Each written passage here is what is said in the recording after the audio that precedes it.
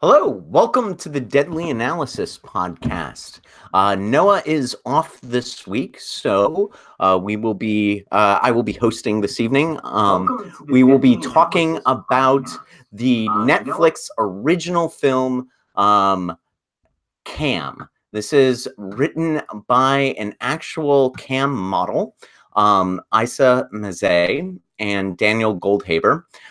It was released in 2018 and tells the story of Alice, who is an ambitious Cam model who wakes up one day to discover that she has been replaced on her show by an exact replica of herself. So the rest of the film sort of deals with her relationships with her family, and deals with her relationships with the men who visit her room, and of course her trying to figure out the mystery of who is replacing her and why the person replacing her is so much more popular than she is. Here to help me discuss this film, we have Shayra, Ben, and Ivy. Ivy works as an actual Cam model, so we'll get to sort of talk about how the film compares to Ivy's experiences in real life as a Cam model and how it's being portrayed here, whether or not there is some degree of authenticity to this film. We'll also be able to talk about themes of identity and sort of a manufactured authenticity, which I think are some of the main themes that go on through this film as it progresses. So we'll start off with sort of general thoughts about this movie. What did each of you think of it? What were some things that stuck out to you? And yeah, we'll start our sort of wide-ranging discussion at this point. What did you think? Ivy, do you want to start? Tell us. Yeah, I was gonna say, let's have Shayla, Ivy so she can yeah, let's introduce have herself. Ivy start. Tell us what you thought of this movie. Yeah, I really liked their take on it.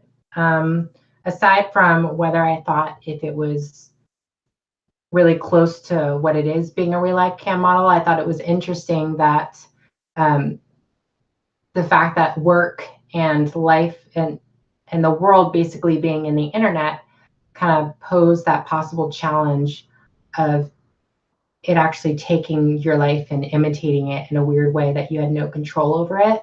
And that's kind of something that, in my opinion, that we do every day. We are at risk whenever we put any part of our identity, whether it's a fake name, a pseudonym of any kind, there's still some sort of possibility of your life being taken, whether or used for something that you don't want it to be used, or just being taken advantage of. And it's a very sort of interesting take on that that I haven't really seen in any other movie particularly. So I liked it. Yeah, it is certainly, like, that's one of the major themes that goes on through this film about who she is, who this main character is, and how that identity has been hijacked from her as soon as she gets as soon as there's the copy of her that gets put on the internet and starts getting more views and more popular than she was. And so in that way, it is as though her all of her work gets hijacked and taken over by something that she has no agency over. Yeah, that's certainly a source of a lot of this film's horror. Shayra, what did you think? Yeah, so there was this video that was posted on Facebook, right? And it had a Jennifer Lawrence speech that she gave, but they superimposed Steve Buscemi's face onto her. I know it sounds really weird, but it looked really accurate, and his face was moving exactly the way hers would be moving. So it was like Steve Buscemi as Jennifer Lawrence. And the technology is starting to come out where I think they really can start to imitate you. And so I guess the thing that really freaks me out about this film is this idea that they could take us right now here, us talking to each other, the conversations we're having, the way that our faces move, the kinds of patterns to how we speak and how we move our arms and how, we enunciate, and our accents, our idioms we use, and they start to collaborate that into some kind of file where they could actually just spew out a pretend you, and the idea that you could just be like, something could happen to me. They could come and kill me, and then I'm sitting here talking to you, but it's not actually me right now talking to you. It is somebody else or some weird robot version of myself interacting with you guys, and able to read the comment section and see what you look like, but not know what I look like. That's so fucking weird. Like, there's so much weirdness to that it kind of fucks my head up. It did not sit well with me. I was a little disturbed. That's the best way I could put it. It messed me up a little. Yeah, those are called deep fakes, and they've been used in both pornographic videos, where you could actually watch a pornographic video of a porn star whose face has been superimposed with somebody like Gal Gadot's face or Jenna Fisher's.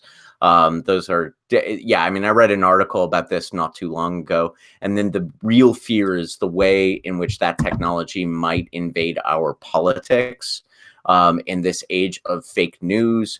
A week before the election, you could get a deep fake of a political candidate being released just before the election, and then of course that sort of tips the scales of the election. That's what the article that I was reading was really concerned about, that this technology being used not just in kind of bullshit porn world where it's just people getting off on this kind of thing, but rather in something that has a dire world-changing consequence, like a political race or whatnot.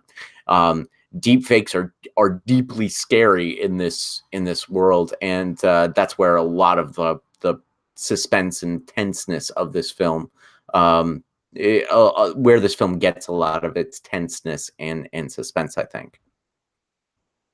Well, I don't know. I think I took something a little bit different from it, actually. So that about the deep fakes, like, that's a totally valid point, right? And that really is super creepy and super terrifying, and like, even especially to the political side, right? Like, something you could draw from this film is that, you know, once that kind of stuff gets out into the real world, it sort of takes on a life of its own, right? Like, it doesn't really matter whether it's the real person or not. People kind of believe it, and it becomes almost impossible to do that sort of damage control, right? Because, like, the impression's already out there. It's kind of too late.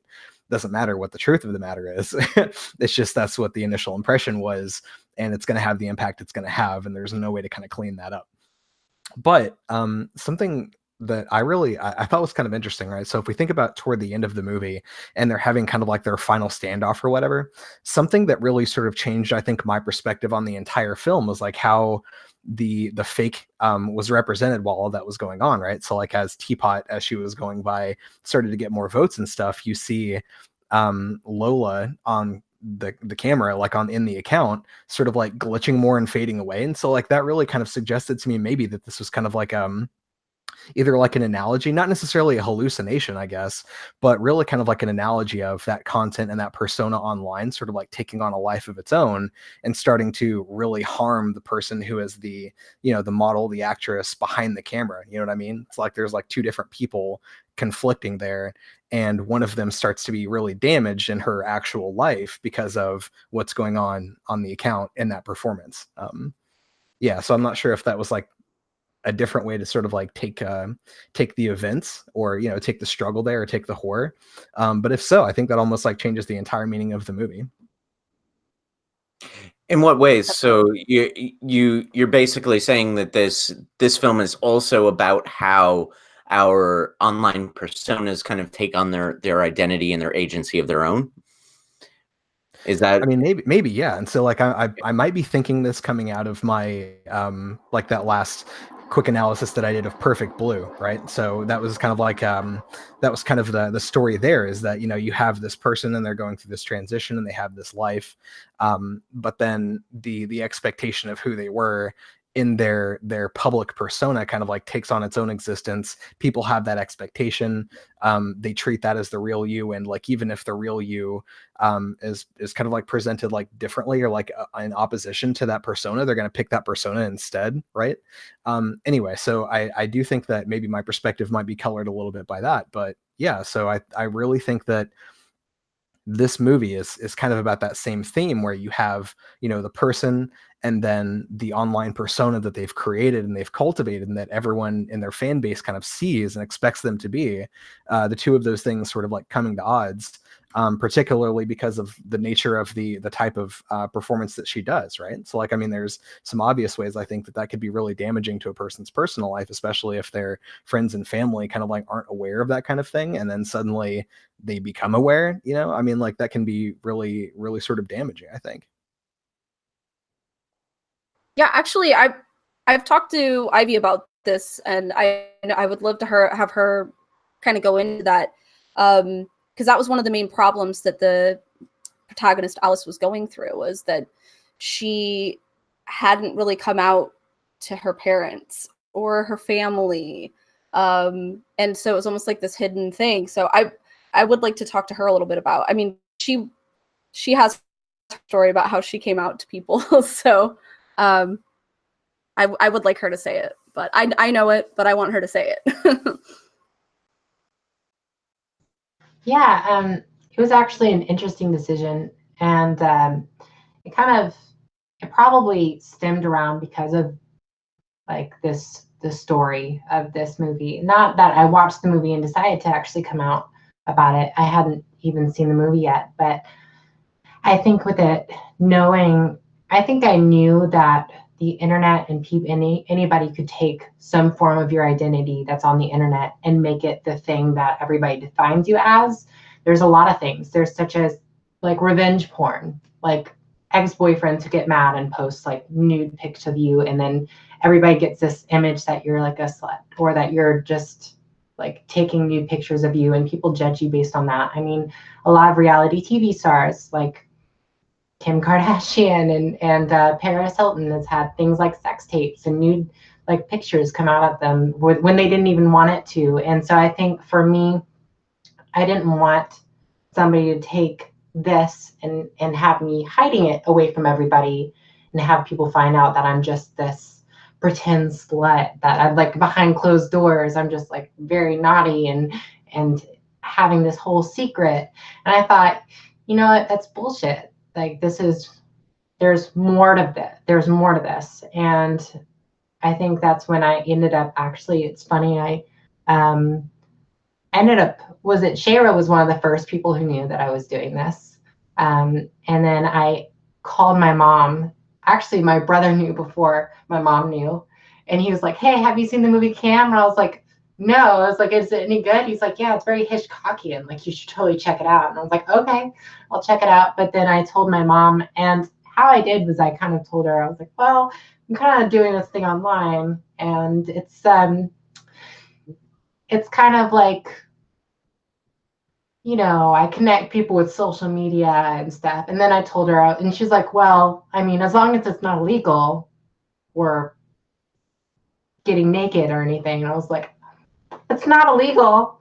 But I told her, I was like, well, it's not illegal, but it's kind of like, you know how you watch YouTube? I'm a cam model. And she was just like, oh, wait, what is, and she kind of knew what it was. I said, and I sort of jokingly call it X-rated YouTube because it gives you this platform to sort of talk about different things without any sort of censorship. And so I think with me being open with my mom and at least my sibling, whether they're distant or not, and boyfriend and friends, it gave me that internal power to say, like, no, I'm taking charge of this. If anybody sees anything of me, whether it's nudity or hears anything out of my mouth, it'll be from me and not from anybody else. Though there is that scary thing that we're kind of talking about, like, so what I'm saying is, like with what Ben's saying, them becoming people viewing them as that persona. I mean, a lot of people have done that. You've got like Marilyn Monroe. Everybody assumes that she is, like you see in the movies, ditzy and like breathy and, oh, Mr. President. And it's not real. Like it's this sort of character, but you kind of do become it because you played it so much. And then you start to sort of add on to that. You got, not a lot of people talk about her. I mean, Paris Hilton, she came out about her voice actually being lower than it actually is. And she put on this whole persona, and she's lived it for so long that she's like, you know what, I'm exhausted. My voice is like actually this deep. You guys like know, like, here you go. And so I think the decision is owning your persona so that that persona doesn't take you over, and nobody can claim you for that. But in looking at the sense of what we've been talking about, besides Ben's perspective, like the internet taking that part of you and using it for something else, I feel like that's seen in a daily thing, like memes. Memes are somebody's reaction to something, or GIFs, and they're somebody's is it GIFs or GIFs? I don't know. Yes. That is the greatest debate on the internet.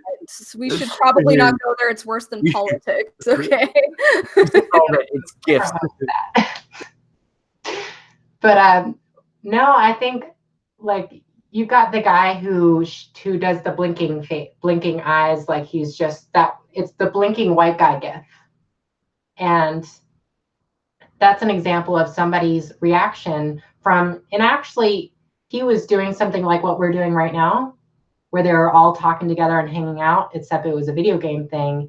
And they took his one little square where he reacted in the video, and it's now a GIF all over, and he's just seen it blow up.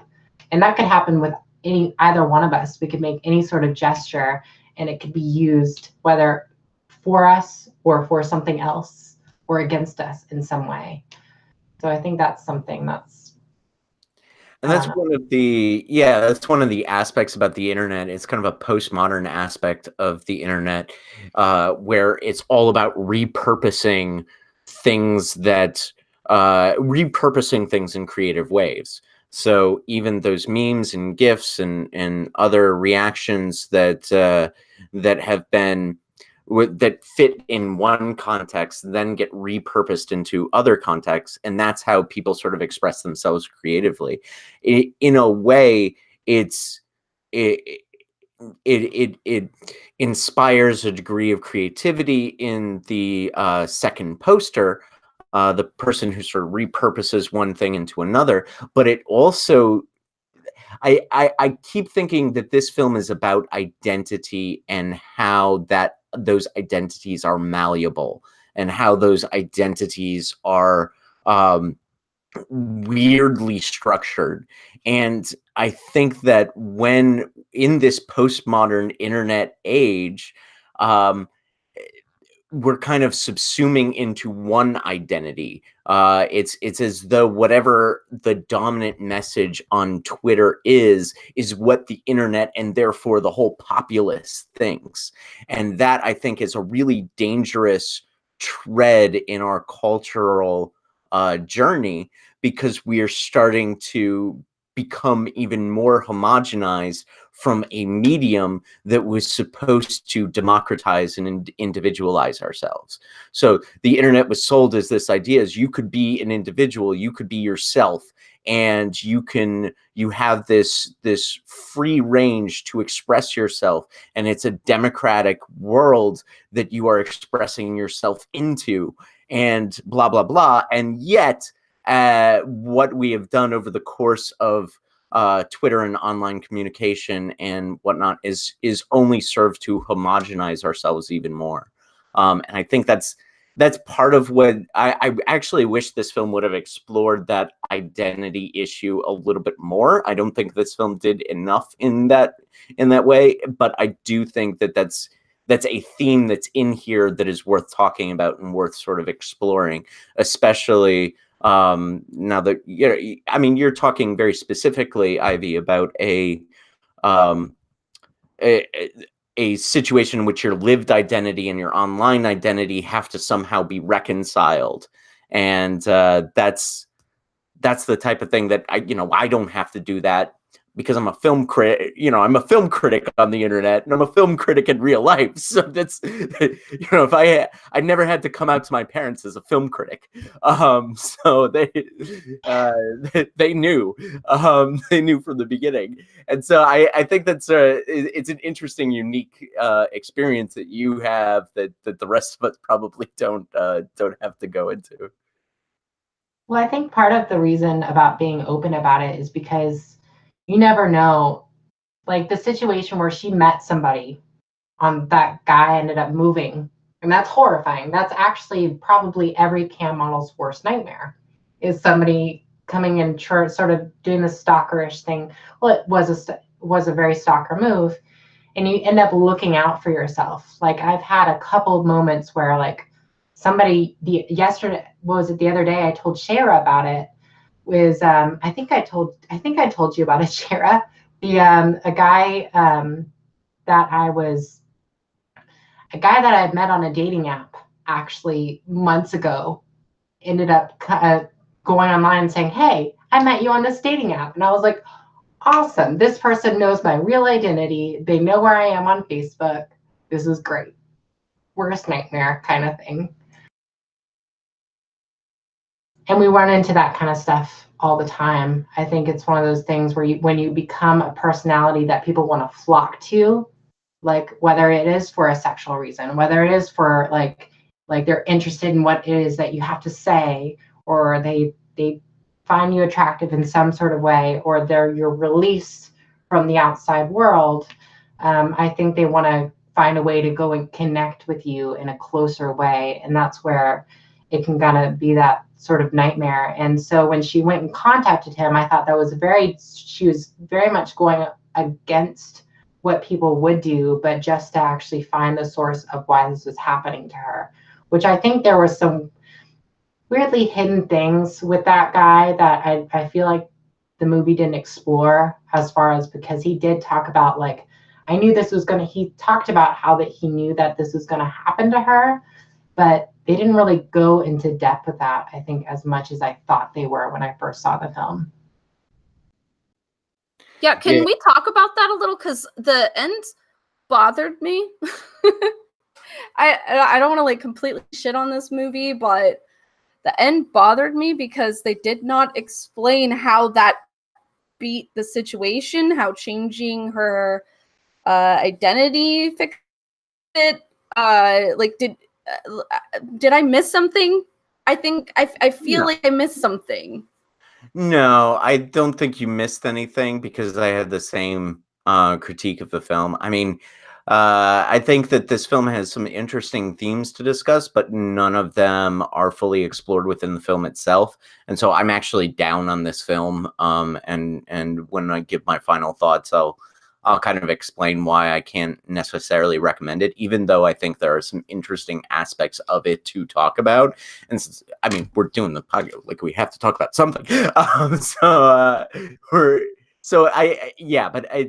Within the plot of the film, I think that the filmmakers did not want him to be the main bad guy. They wanted him to be emasculated and just be seen as sort of a shitty, sad, unfortunate, creepy asshole who follows this woman who he has an unhealthy obsession with to her town, and that she is then able to, through her wiles and aggressiveness, is able to defeat that villain and also defeat the deep fake villain that takes over her chat, or takes over her room, not necessarily by getting to the root cause of what has caused the deep fake. Like, she's not finding who is responsible for this algorithm, but rather she is just reclaiming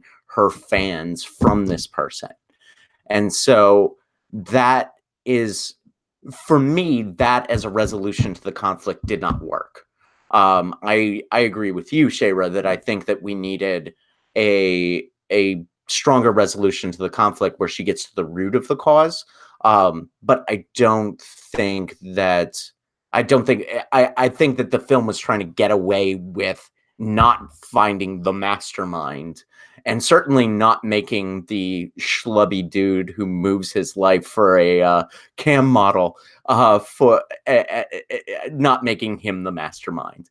I think the film sort of wanted to have it both ways in that way, and for that choice for me didn't work.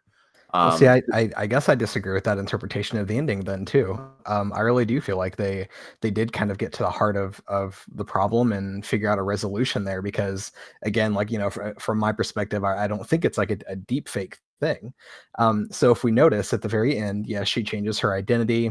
She has her new driver's license. The reason that she did that, I think, can be debated. Maybe it is literally because she felt like her identity had been stolen, or maybe it's because the platform, as we saw before, already had her old ID in it. So like maybe she literally just had to do it for practical reasons, and she decided to pursue that career by changing her ID so that she could get her profile back or get a new profile. But I think the key here really is that you can see very obviously that she's changed the personality that she puts forward, and probably the nature of her channel as well. So, I mean, we have that one character that she runs into in that like shared model house or whatever, that has like the blonde hair. You can see it's obviously a wig. She dresses a certain way. And she almost, it's kind of like she takes on that persona, like somebody else supposedly has taken on her persona, right? So like, I think what she's really trying to do there is just change the nature of that personality that she's putting out there, maybe to somebody like that number one model who didn't show any nudity. You know what I mean? Like, it might have been coming down to the fact that she was not happy with what she had to do on camera to get views, to move up her rank. The fact that she had to fake her own suicide, although, I mean, it's like, it's an interesting concept, and like clearly she'd put a lot of effort into like the effects and stuff. It's really interesting, but maybe that was just eating at her so much that the solution was to, okay, I need to do something totally different. I can't do this any longer. I have to change what the personality is that I'm sharing kind of like a life with, right? That I'm putting out there to the public, so that it doesn't consume me and destroy me, if that makes sense. So the resolution for the conflict, the way you read the end of the film, is that when she returns to doing cam modeling or camming, that the identity that she is going to create is more authentic and more closely aligned with who she is as a person. Perhaps, but I think really the main takeaway there is that she was able to kill that old identity by deleting the channel. You know what I mean? Like, I mean, that was the resolution. That was how she beat the monster. That's how she killed the monster, by completely deleting that identity. Now it can no longer take a life of its own, because it's gone for good. Like, it's purged, it's destroyed. So the next identity that she gives birth to and shares a life with is something a little bit more under her control, because she kind of like recognizes where that can sort of go. And this is a little bit of an abstract, I think, maybe interpretation of it, but I think there are enough breadcrumbs throughout the story to kind of like to suggest that this is more metaphorical than literal. And I also want to point out, though, Jim, that if we do want to check the Rotten Tomatoes on this, yes, the audience score is quite low. It's at 56%, but the critic rating is at 93% with 91 reviews. So I don't know, like, all these people on here that are professional critics clearly see something in this movie that's good. Well, yeah, but they not to be too, that I disagree with the critics. I mean, that's remember, Ben, I'm the person who gave Halloween like 1.5 stars, not the remake, the original. I'm willing to go toe to toe with the critics every now and then. Most often I'm aligned with them. I'm more aligned. Ivy just face palmed because you said that. Oh, she yeah. was like, "Oh, yeah." Watch the Halloween podcast, and then everybody has their opinions. So what's that?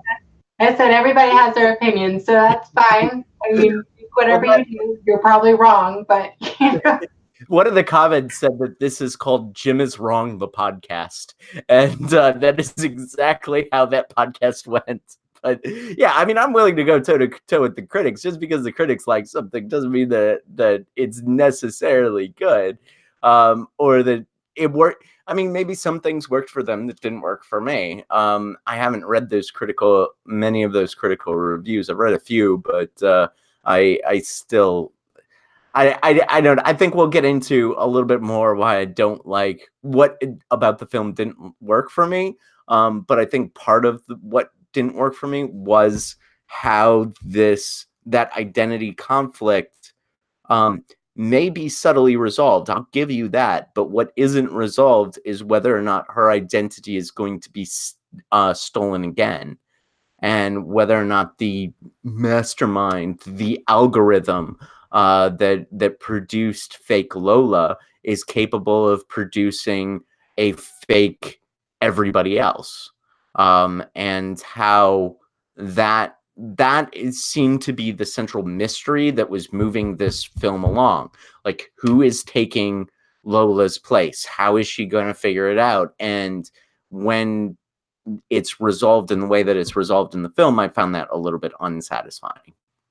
Yeah, they seem to talk about it like it was some weird, like, so the pitiful guy that she catches, masturbating in the bathroom, he was like, he kind of talked about it like he had been on there long enough that it was that he saw that there was this virus that was doing it. So it was weird because he kind of knew that. And what an asshole, though. Like, you're not going to tell me, like, that this thing is going to do that. But they didn't really address it much at all. It was kind of more, it was almost like they switched what they were trying to do in the film to kind of have a weird resolution. Like, I kind of like what Ben was saying with, she was sort of defeating her own sort of inner demon because she was exhausted with doing the same thing over and over again. I mean, doing a fake suicide all the time would kind of wear me down a lot. I think doing one time would feel really weird and gross, but I can see that. So I can see that perspective, but it seemed like what they were doing was trying to do some weird twist, but they left the first idea hanging.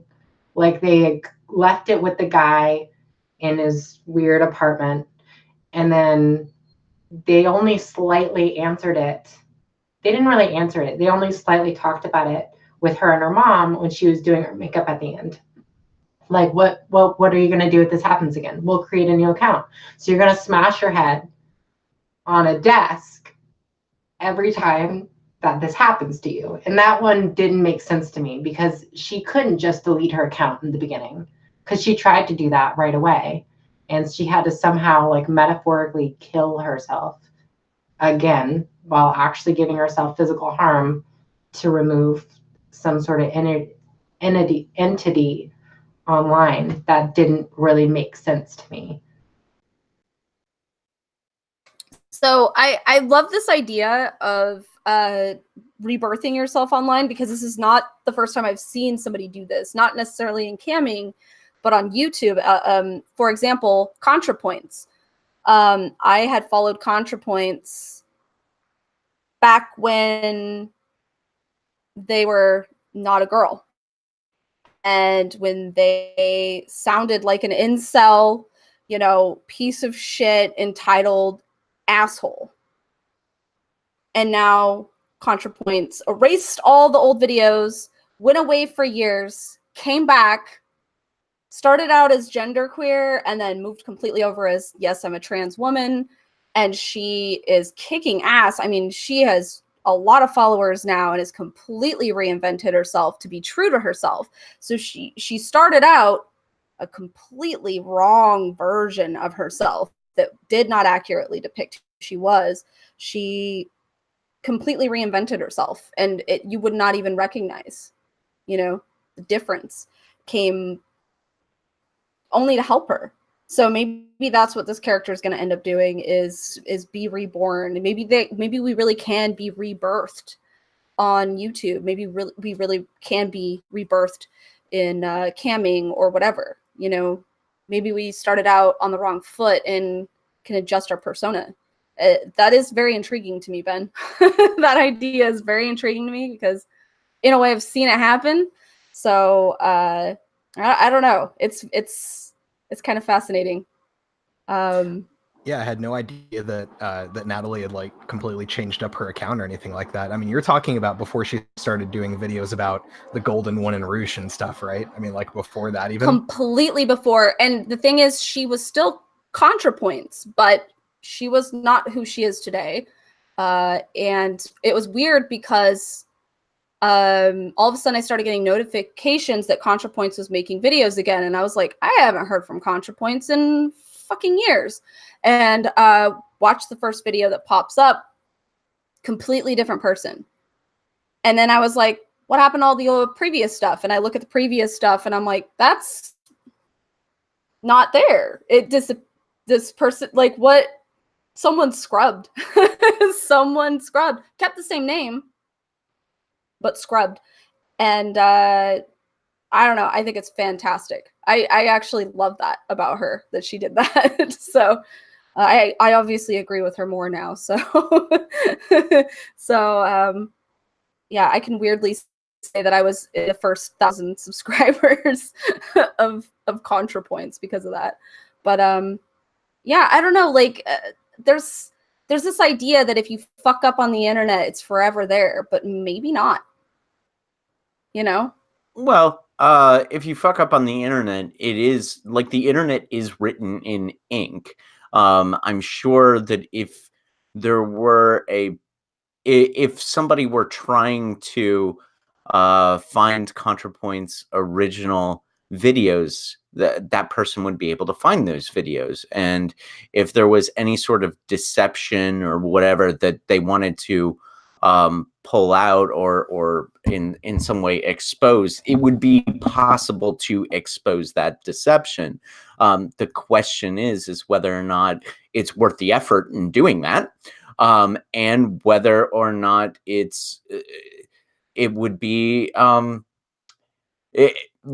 if there is a deception to expose. I don't think there is. I think what ContraPoints is doing now is exactly what she wants to be doing, and that is the authentic identity that she wants to cultivate and explore through the internet. And so God bless her, let her do it. But I think that this gets, it gets tricky, right? If you want to scrub a previous identity, if I want to, change my internet persona, I could delete all of the deadly, well, I wouldn't actually be able to delete all the deadly analysis. No one would have a problem with that. But I would be, I would delete all the deadly analysis, delete Jim and Garrett at the movies, delete all of my Twitter accounts, and then form a new one. And that would be perfectly fine. But it would get squirrely, right, if we're talking about political figures' identities and political, like, what if Roy Moore wanted to scrub his identity? That would be, I at least for me, I would find that to be a different moral category and a different ethical category when we're talking about scrubbing identities and changing identities and how identities are fluid. I think it's true that this movie is dipping its toes in that kind of thing, but I wonder how ethically based that is when it comes to more extreme cases. I'm not really sure about extreme cases, but I do think in general I would have to support the behavior too. So I know for me personally, I've actually done that on a couple of platforms a couple of times. And it's just because I've been on the internet for a while, right? Like, I mean, I got a Facebook account when I was a freshman in college, and so I've had enough time to accumulate some like really not great stuff. You know what I mean? And so as I think a person grows, they should be entitled to be able to kind of like refresh that. Like, and obviously that has its limits, right? Like, I mean, if you do something so egregious and immoral that you kind of need to be held accountable, that's one thing. But I mean, if you're just being a stupid kid, and you kind of like do things that aren't hurting anybody, but they kind of look bad, that's something totally different. Like, obviously, like politicians, though, I think it's technically illegal for them to do that, which is kind of interesting. So, we have that sort of a double standard for certain kind of people that have wholly given themselves over to public life, that they're not even allowed to have that second chance anymore, right? I mean, it's like against the law for them to try and hide what they've said, who they are. They can't block people, you know what I mean? So that's kind of, I guess, like a different story too. They might be the only type of people who have sort of like signed literally a contract that legally binds them to a single identity consistently over time. Yeah, maybe I'll feel bad about my Halloween review and want to scrub my identity and turn it into I've grown, I apologize for my Halloween review. This film is actually a genius. It's not a real estate agent, a real estate video with creepy music. I apologize. We'll see. We'll see if that works out. Let's.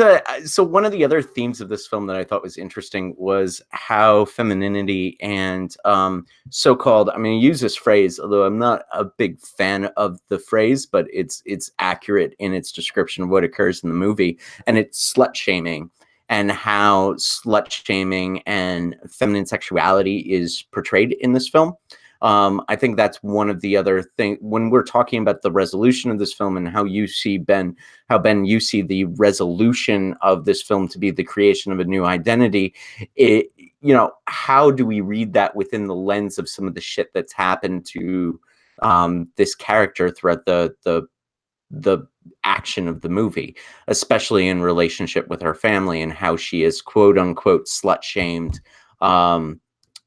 by her family and by her other, even the men who are fans of her room.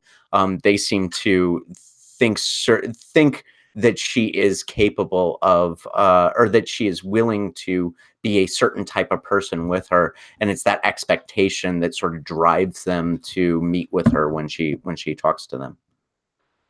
How do we think about the way slut shaming is portrayed within this movie? So I have a theory on this, and you guys can completely go from a different direction from me. But my theory on this is that she went away from her character, and that's when all that shit hit the fan, and it might just be her own inner demons that are attacking her. Because, and by the way, I'm completely against slut shaming. That's why I had to leave high school and had a whole bunch of shit happen to me in my life. So I'm not trying to downplay the slut shaming thing.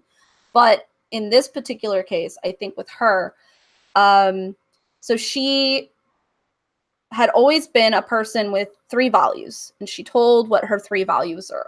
One of her values was that she never fakes an orgasm. But she was really, really wanting to get some ranking. And when she decided to go to the Vibratron, and when she decided to do something that was obviously uncomfortable, I don't know what anybody would be excited by that. Like, honestly, I know that Ivy can probably talk about the alternative to a Vibratron. There's a better Vibratron out there for the camming world. But this particular Vibratron was like horrific, like Nazi, like torture. What the fuck is this thing? And people are like, yeah, I lost my feeling in my clit because of it. What the, why? No. No. And so she went away from one of her major rules. And she made this rule for herself that she would never fake an orgasm. And she put herself on a machine that is essentially physically torturing herself so that she can't find pleasure anymore. And that was when all of a sudden she started to perceive herself in a different way. And maybe that was a big part of how others were seeing her too. I have no idea if that's how you guys took it. I do want to take it to Ivy on this too, because, you know, she has certain experiences, I'm sure. But for me, it felt a little bit like she went away from her morals and values, and that's when the shit started to hit the fan for her. So. Yeah, I think definitely that is a negative that everybody sees, and nobody really knows how to really address it, especially when you're a friend or a family, whenever you go some way against your moral values. And maybe even her viewers had a hard time with that at first. They're like, well, you usually just do these kind of morbid suicide shows. You don't really, like, she even talked about it, like in the beginning, she talked about a cum show, and you guys kind of get what a cum show is. I'm sure you guys know, but it's in the name. But like, she even showed like the toys and stuff that she used. Nothing was very harmful. Everything looked very normal. It didn't look like anything that was out of the ordinary. And then she does this whole thing that actually is kind of like, could be dangerous to her in some way. And she about passes out, is what it looks like in the end. But as far as like the way that her family viewed her, I think she really held herself at a distance already from her family. And I think that was one of the reasons why them finding out that she was willing to be more open with other people online than she was with her family was one of the reasons why it was harder for them to take the fact that they were actually that she was actually doing what she did online. I think if she was more open with her family about things like she was with her younger brother, like if she was as open like that with her mom, she might have been more supportive, because in the end, her mom didn't reject her completely. She thought about it for a while and she said, you know what? I'm going to help you out. I'm going to help you out with your makeup. I'm going to help you out with this. You're a grown ass woman. You can do this yourself. And, and I think that's like with the choice of me telling my mom, because I'm already really close with her. And so I don't distance everything that I do from her.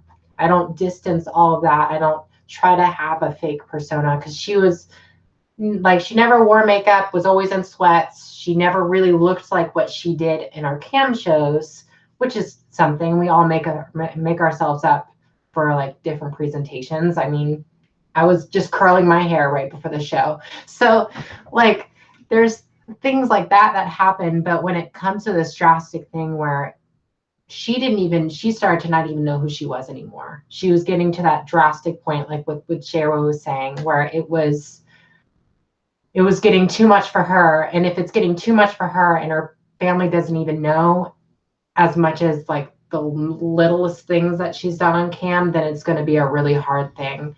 And as far as like her viewers, they probably thought, if she's willing to do this, as wrong as it is, they were thinking, if she's willing to push herself this far, she must be willing to, hey, she actually came to my place. She came to my apartment and talked to me. I'm going to let her stay the night.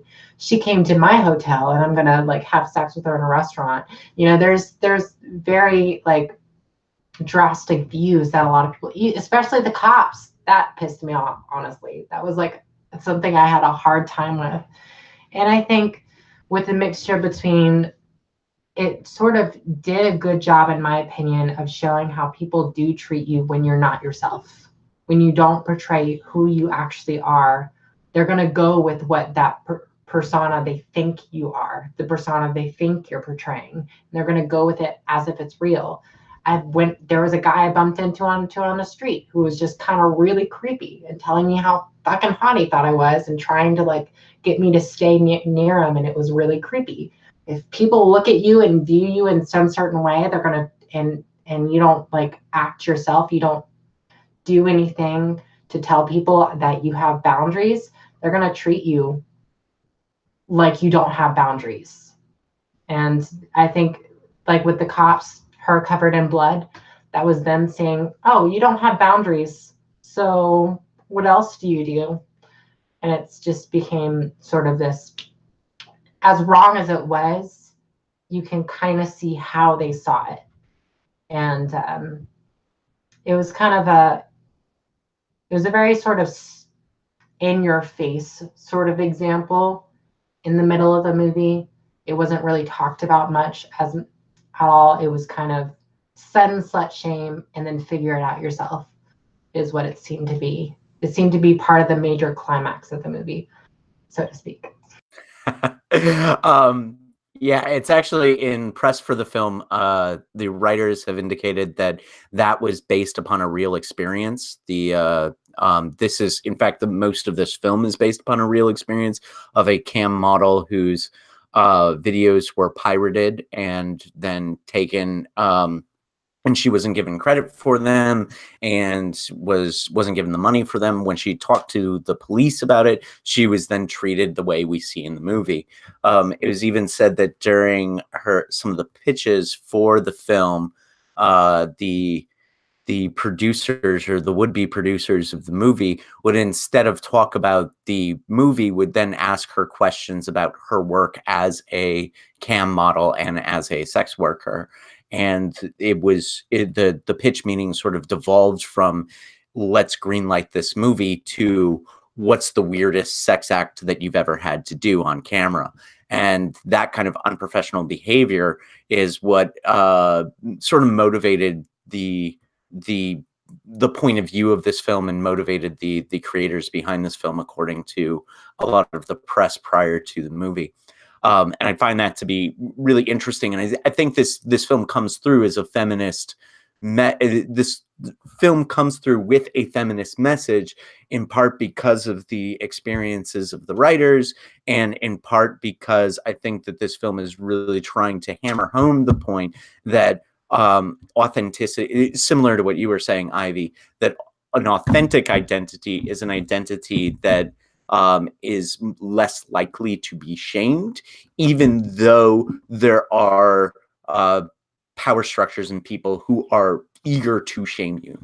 At least that was what I got from those scenes as well. Ben, what do you think? Shayra, do you guys want to jump in on this?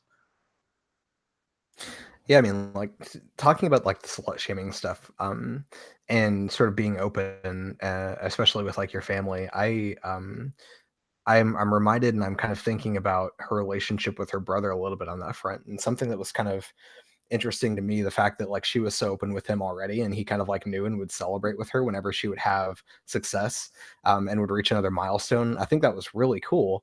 But obviously at a certain point in the movie, that relationship totally changes, and it's because of not anything that like she's done differently, but like his friends find out and then start treating her a certain way. You know what I mean? Like start treating her like an object. Like it wasn't an issue when just he knew. Like he didn't actually give a shit what she was doing. And in fact, he seemed like really proud of her and happy with her. You know, and would be able to like celebrate with her and stuff, and it was no big deal. But yeah, I mean, it was really he ended up not wanting to talk to her, and like he became embarrassed and stuff because of how other people were treating his sister, and probably how they talked to him and like would talk about her. And yeah, I mean, like I'm not even like really sure how to describe that phenomenon, right? Like, I mean, it has like this intense sense of like realism to it, you know what I mean?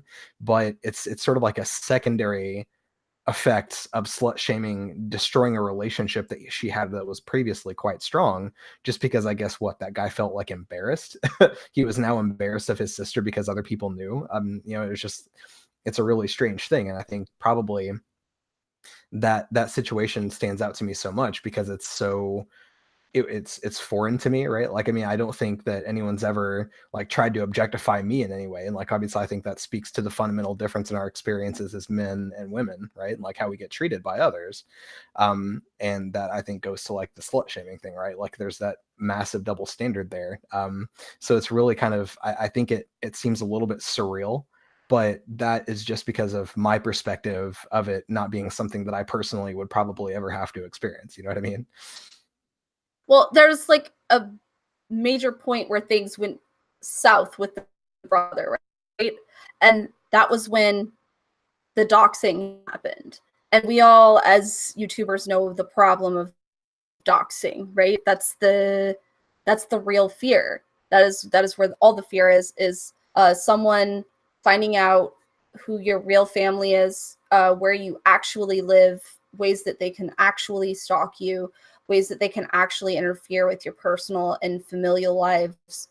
And that was where things really took a turn because, you know, the persona Lola was showing pictures of the brother and doxing him, saying his real name in real life. These are the problems that we worry about. Although one of the things that my husband and I did to battle that personally was we were very honest about where we lived and what our actual names were. I've always been Shayra online. I've always been Shayra. And I've never had a alternate name. You know, I've never had a thing. And that was just my way of shielding myself. A lot of people didn't believe it was my real name because it seemed weird. And I remember doing a live show once and showing my driver's license. You know, obviously I put my fingers over certain parts, but this is my legit name. I am Shayra. This is my actual name. A lot of people were shocked by that because most people are not honest about their actual names in the online world. Although that's starting to kind of maybe drift away from that. I don't know. Maybe some people are starting to be a little bit more honest about their real life cities they live in and their names. But I know back when I started on YouTube, everybody was very much hidden about who they were. And so there's this idea of like doxing someone, saying who they actually are, saying their real name, showing a picture of their family member. This is my real house. This is my real hallway. These are my real boxes. This is my real bedroom. This is my real bed. That shit is fucking scary. And we've actually seen this happen online many times where certain people have been doxed, where their job has been revealed or their place of living has been revealed, whether people are angry or whether people are just snoopy creeper people.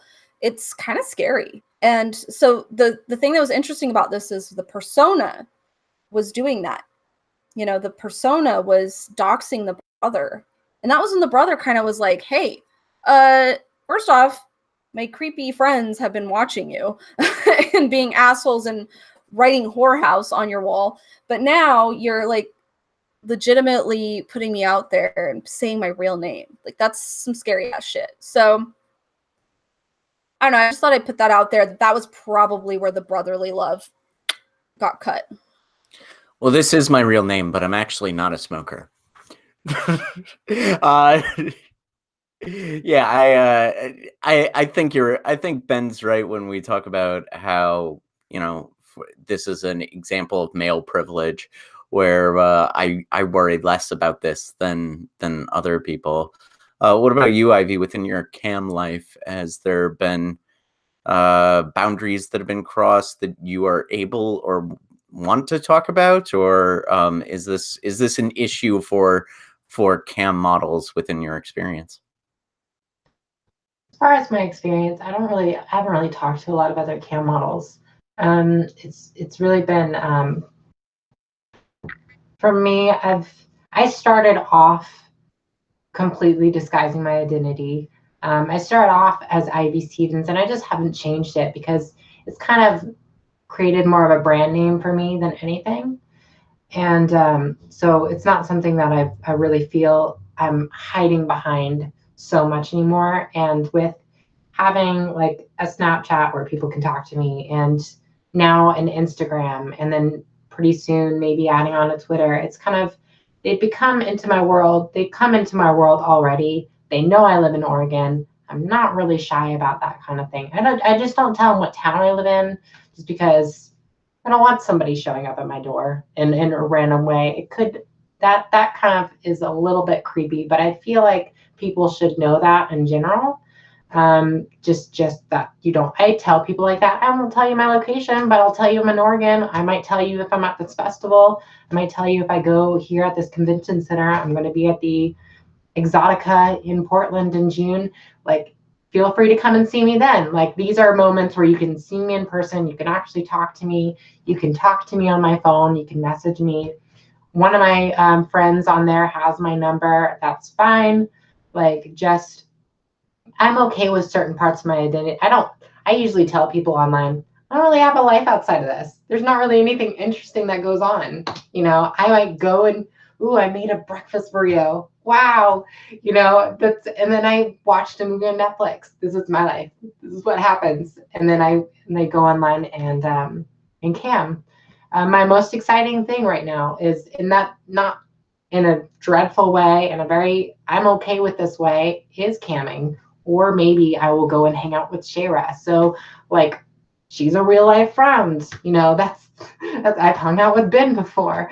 You know, these are things that are real, but I don't, in no way, I mean, I tell them all. I'll tell them about life experiences. Some of them have seen, I'll send my before pics on Snapchat. You can't show some things on a cam website of anybody else's face unless that face has had an ID with it. So you're not allowed to show anybody or even have anybody else in your room unless they have actually presented an ID. So that's something that you have to have verified identity to be able to be in a cam room, because they need to know you're not 18 or below. So is that for performers or people in the chat? That's for performers. You can't really do that with people in chat, I don't think. As far as I know, I have not seen anything like that where, you know, so you never know. But let's face it, teenagers are just going to get on porn sites. Can't stop it. I just tell them 18 and older, please, and leave it up to them. There you go. Like, and so I don't encourage it, of course. It's just something that I know is possible. But you can't be a cam person. But you can actually have a cam site. You can, never mind, that's false. You can cam without having your identity. You just won't be able to receive tokens. So you can't get paid as a cam model unless you have verified that you are 18 and above with your actual driver's license or any other form of identity. Can you, I know this sounds really weird, but can you explain the tokens thing? Because honestly, it goes a little bit over my head. I'm sure it went over other people's head. I don't think we need super details, but that was one aspect of the movie where I was like, what does fit 5,000 tokens mean? Like, what does the numbers mean? Is a lot. So there was a little bit for me where I was like, wow, she's really wanting to be highest ranker. She's making more than I make. Like, it's really ridiculous. So a token itself is 5 cents. So it's like, and most cam sites, and she was right about this when she was talking on with the she was talking, I love how I'm doing this, but she was talking with the actual like help line for her work and saying, you guys make half of my money. That is exactly how it works. So a token could be like 10 cents for the person who is giving the token, but the person who receives it, so the model, gets 5 cents per token. So 5 cents goes directly to the camming website. So I'm on Chaturbate, for example. Whatever I make, Chaturbate gets, like, I would be making, if Chaturbate wasn't taking that half of that token, then I would get twice as much as what I would make on the daily, which would actually be a lot for me. But for most, as far as I know, for most camming websites, it's 5 cents for the model and 10 cents for the person who actually has to go and pay for the token itself. And you have to get them in like batches. So the reason people are sometimes able to give like 500 tokens at a time is because on those camming websites, you will get like package deals. Like, get 5,000 tokens for this much, or get this much for this much. And so that you can go ahead. And it also, there's a ranking when it comes to people who come into your room. So you might have noticed that a lot of the names are different colors. Now those colors are actually their ranking. So a gray, the black letters mean they have no tokens. So if they have no tokens, people can block them out completely and not talk to them. Or if they have like a lighter blue color, that means they have some tokens in their account. It could be 5, it could be 10. You know, it means that they have something, so that people, it's ranked this way so that cam models can personally decide to only talk to people who have maybe a certain amount of tokens or higher, or whichever. Personally, I don't give a shit. If you want to talk to me, I'm lonely. Please talk to me. I'd love to hang out. Maybe we can learn from each other and be friends. But like, it's not, it's kind of a way of people being able to have their own business and make sure that they're making the amount of money that they want. Obviously, like, I didn't see her going for any specific token goal. And that for me was a little outside of the realm of what actually happens in cam modeling. You know, she must, in my opinion, I thought she must be doing so well that she doesn't give a shit how much she makes that day. She just wants to make the ranking. And that is something I've never seen personally. I've never gone on a cam site and seen people like an actual like 1 through 1,000 trying to make it to the top, like 50 or anything like that. There is a possibility though. I will say this. If you do make it to the first page where somebody can click on, like, open up Chaturbate, for example. Like, I have not worked on any other cam site, but Chaturbate specifically, if you were to open it up and you see the people on the first page, it means those people are being watched enough that they're recommending you for other people. And when you get to that point, they will pay you like $10 an hour. And so there is a ranking sort of thing where you can try to make rank, but it's something that it's really different. And they were really accurate on the fact that it's hard to stay in a rank. You can't, it's really, you have to be on there consistently. You have to be on top of your social media consistently. You got to keep up your followers. You got to actually keep it interesting. And so I thought it was kind of fun that they were showing that she even had a calendar. She was creative. She gave me some ideas, but she had a calendar of where she was completely organized on different things she did every day. She even had a pie one day that she was going to eat and send a pie to someone. That's so random, but it's kind of how you have to do to an extent. You have to keep it busy. I've had times where I have multiple things going. I have Battleship going on, like in the background, where somebody tips a certain amount to try to see if they can hit my Battleship and eventually sink it, and then they get a prize, which could be me flashing my boobs. There could be something like that there. And then at the end, a fun dance striptease to maybe hit me baby one more time. I don't know. It depends. So each time is different. And then what Shayla was talking about with that stupid Vibratron thing that was in the movie, that sounds god awful. There is something similar to that in the camming world. And you are more likely to make like more money if you have it. And it's actually called the Lush. That's the company name, and it's a type of vibrator that if you have it, it'll connect. It's a Bluetooth, and it can connect to your computer and connect to your camming website. And people tip a certain amount of money, and it will like turn it on, and it'll vibrate for a certain amount of seconds, and then the more it can vibrate for a longer amount of time on a harder setting, and it's kind of like it causes this whole sort of thing. So there's a lot. It's a very sort of, it's not a relaxing environment. It's a very sort of all over the place. So they did a good job of showing each model. My favorite part was when you're clicking through and seeing the different models. That's very much what it's like in each room. Somebody not figuring out what their shit is, somebody pouring glitter all over themselves, somebody taking a shower, somebody cooking. There's a lot of people who will cam in their kitchen and cook their morning burrito. There's a lot of people who will actually be playing weird games or having a guest in their room. It's a different world, and people really kind of go on. It's like really the next generation. And I don't know whether to call it porn or not, because it's turning into the new sort of option instead of YouTube, if that makes sense. Thank you. Yeah. This is sort of a new world for me. And so all of this stuff is new to my, I didn't know almost any of that. We do have a question in the chat. I'm going to read the whole thing. It's I apologize if this is, I'm quoting the question now. I apologize if this is a rude question, but I've always wondered this. As cam models and people in similar careers age, do they generally develop other skills to transition to new careers?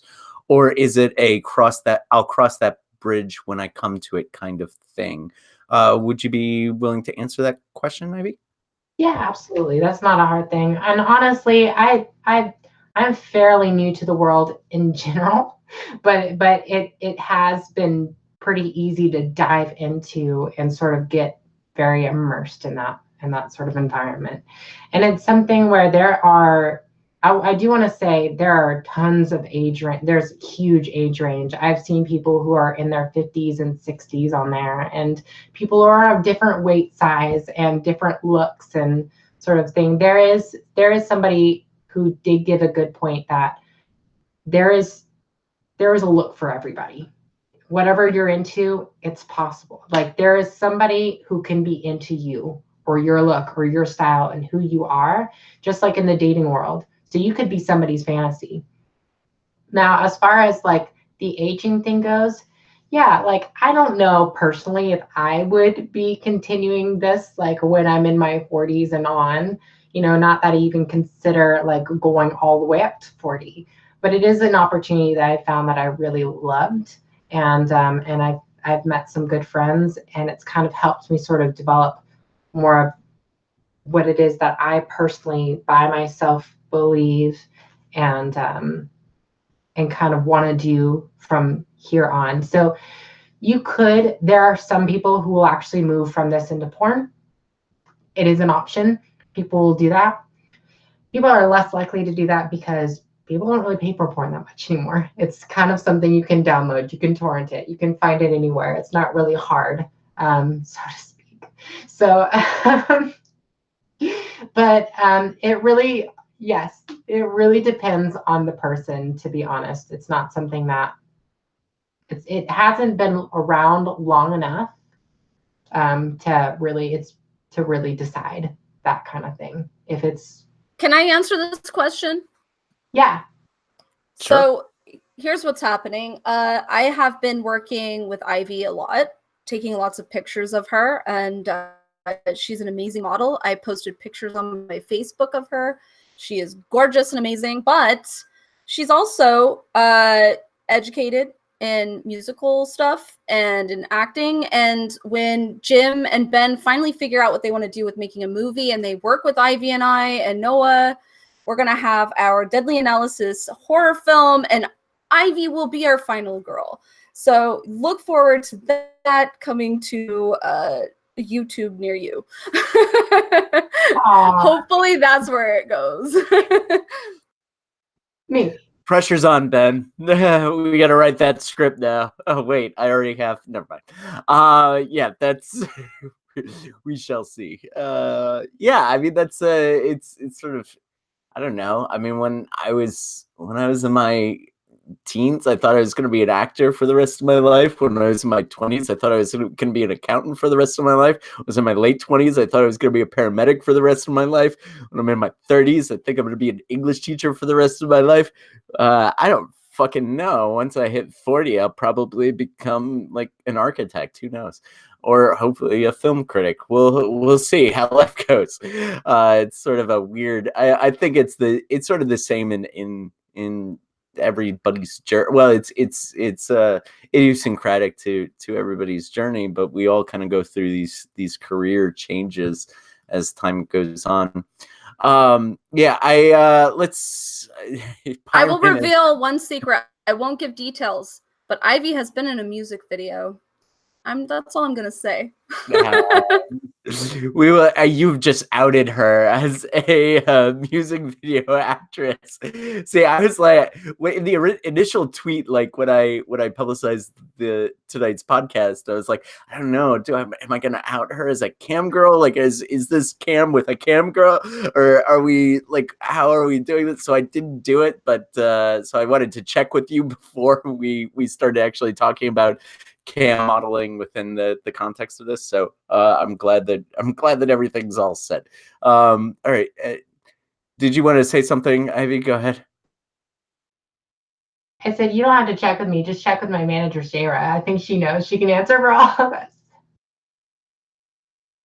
All right. Well, what I can't wait to see that percentage come my way when she becomes famous. That's all I'm saying. I didn't know as her manager, but now I'm excited. You get 10%. So there you go. That's standard agents' fees, as I was telling the WGA just the other day.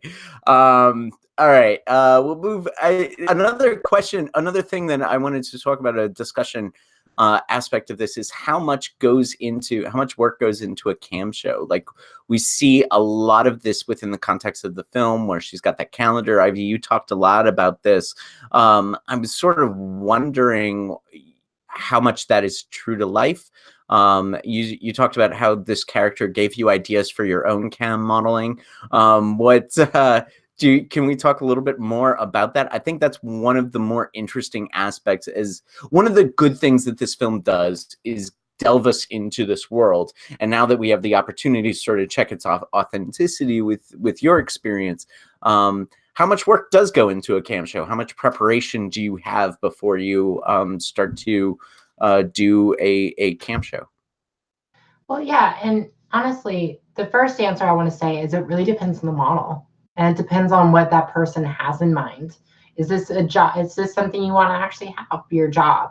Is this something that you want to do for fun? Or like, is this like, what is this platform to you personally?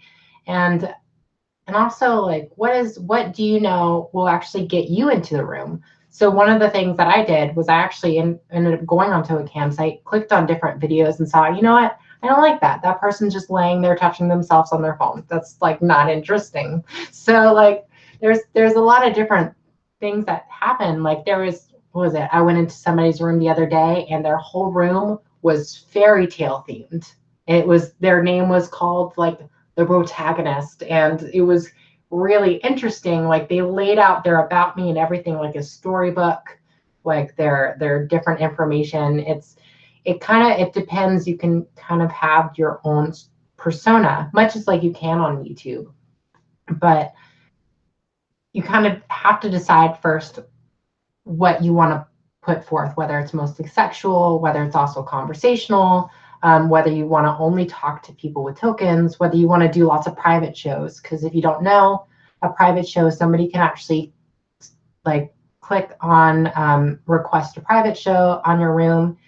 And if you choose to offer them, or a group show, and what that does is they get to have you only, but they have to pay a certain amount of tokens to stay in there. Like for me, it's 60 tokens a minute. 60 tokens a minute for you to only have me, and we can do whatever. Like, you know, just depending on the scopes of what I'm comfortable with, you know, so you have to keep that in mind. What are things that you're comfortable with, and what do you want to invest in, and how much are you willing to invest in it, and what is it going to mean? So for me, I bought a lighting setup. I wanted to get a lighting setup, so that cost a certain amount of money. Thankfully, I already had invested in a good mic. I had to get a new mic stand. I had to get a new like webcam. You know, you have to consider the expenses of what it is to get a decent looking setup. You know, whether it is like renting out, some people will rent out a space. So one thing they did do in the movie well is they had the clubhouse. They don't have anything, as far as I know, like that near me. But some places in like South LA, like South Hollywood, they will have actual like what looks like an apartment building, and it's basically filled with studios, like bedroom studios that people can actually go and they can rent for a certain amount each night, and they will look like normal bedrooms. They will look like whatever they want them set up as, and they will cam out of them as if that's their own setup. So somebody could choose to rent out a space for that, and because it's tax, you can use it as a tax deduction. You can use it just even for insurance, like cost deduction. So it's an actual business. It's just, where do you want to run your business, and how do you want to run it, and what equipment are you willing to buy for it? Same with things like if you want to do a crazy show, like with what I told you guys earlier, it can take a bit of creativity to keep everybody coming into your room.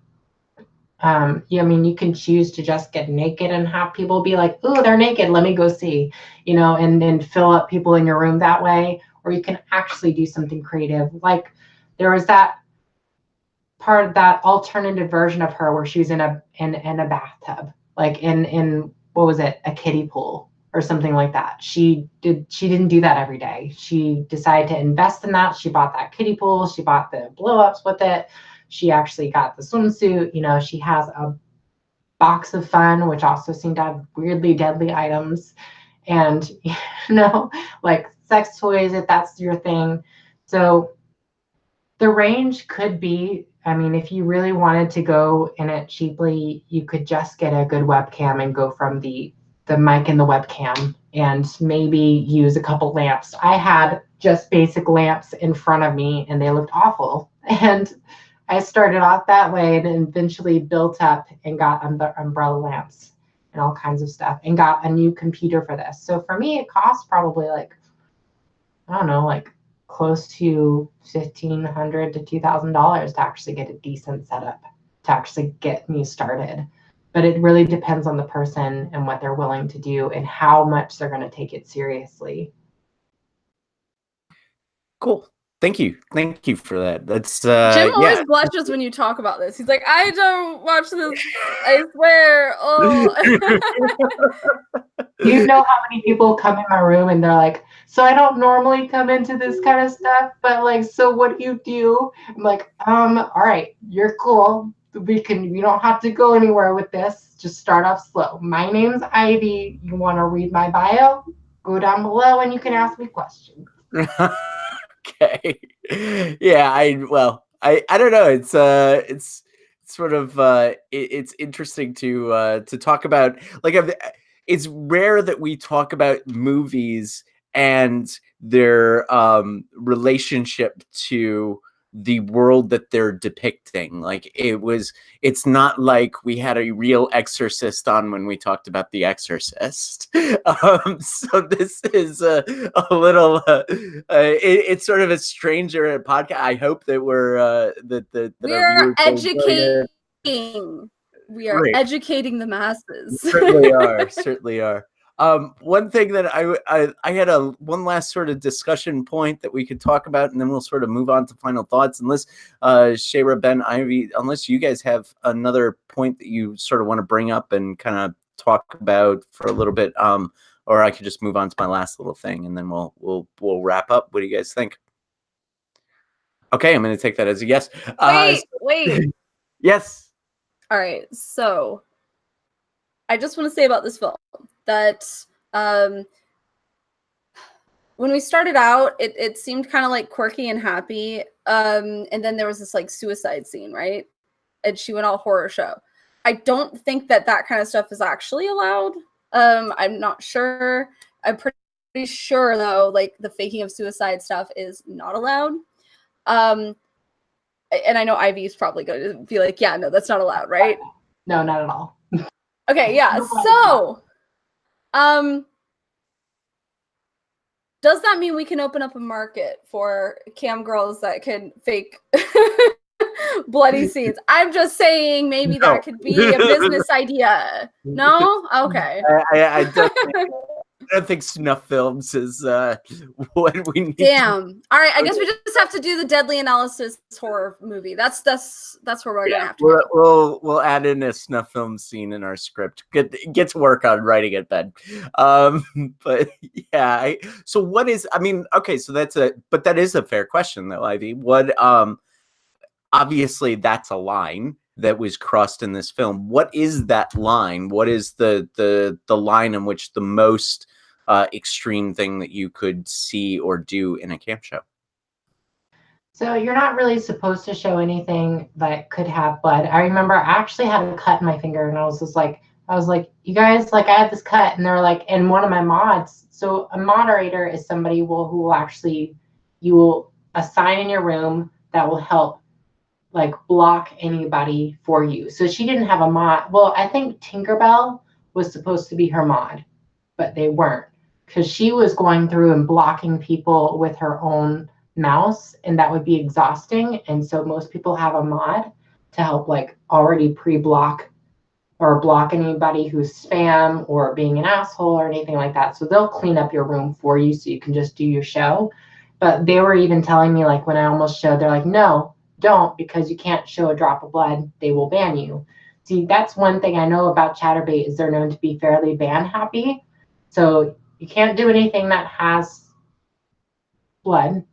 So that was very wrong. And I don't think that's like that for really any cam show. And the same thing goes with, like, you can't show, like, old pictures of yourself like a kid. Can't show anything that would represent anybody younger than 18.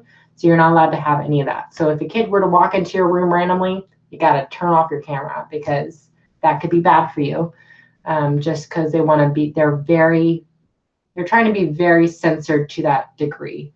But there's not really much you have to really worry about. I get people asking about bathroom stuff all the time. I say fuck no to that. So there's nothing like that we would ever do to cross the line. Is it allowed for you to go to the bathroom, though? I don't know that it is. I haven't actually tried to research. Not that I'm into that thing. I'm just no, curious. I know. I just personally have never, like, I've had people ask me, like, can you show me, like, can you pee in your panties? I'm like, can you know? That's not a thing that we're doing on here. The first thing I was ever asked is, can you put on a diaper? And I was just like, no. So, but you can do like, it's weird. I think you can do things like age play, which I think for me kind of crosses a line. And I don't think bodily functions are necessarily allowed, but people probably do find ways to sort of cross the line. So if she was showing that she wasn't really dead, if she was showing that that wasn't real blood, then maybe perhaps she was able to cross that line somehow. But it's something that a lot of people, especially if they truly value their job, are not really going to try to cross it. Which might have been why she got a lot of followers, because she was one of the only ones who was able to somehow find that weird loophole. But plus, that's just messy. Why the fuck would you want to dirty your room up like that? Yeah, cool.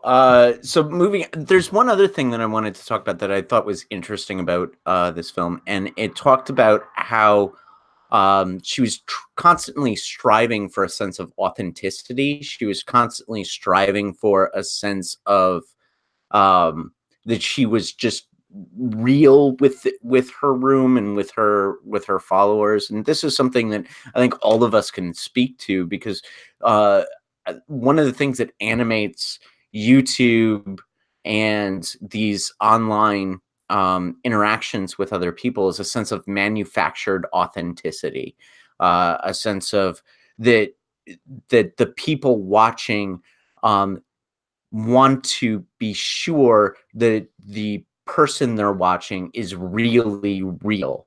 And I think that that's one of the things that this character sort of struggled with as she was how to be authentic, but also serve the masters at play in the room and in her job and in her profession, and how she's trying to cultivate this identity that's separate from hers. I mean, we did talk about identity quite a bit in the meat of this podcast, but I think this idea of manufactured authenticity was really interesting to me. And I think that's Lindsay Ellis did a fantastic video about how YouTube is the genre of manufactured authenticity. And so I was wondering, like, what were some of your reactions to that? Did you guys pick up on that as well, or what did you think about that? Yeah, it's one of the things that I've always fought against. I've been doing this since 2011. I did what is it called? God damn it, I can't. Blog TV. I really blew up on Blog TV. And I did a lot of activism on Blog TV, and then I also did stuff on YouTube, obviously. But I always fought to like be authentic. But when I did YouTube videos and I scripted stuff, I was a character.